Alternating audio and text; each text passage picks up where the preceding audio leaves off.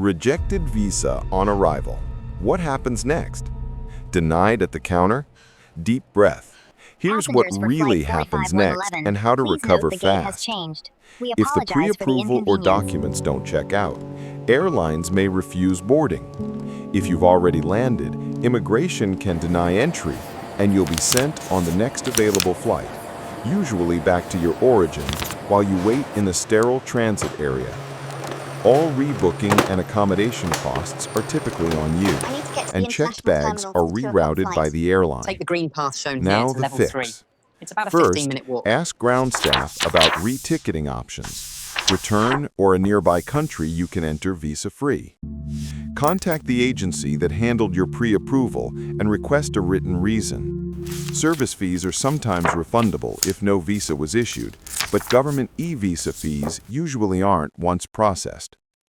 Clean up issues before reapplying. Passport valid 6+ months, clear scans or photos, consistent info that matches your ticket and stay.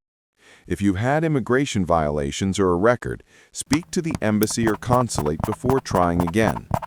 For next time, apply through the official e-visa portal early.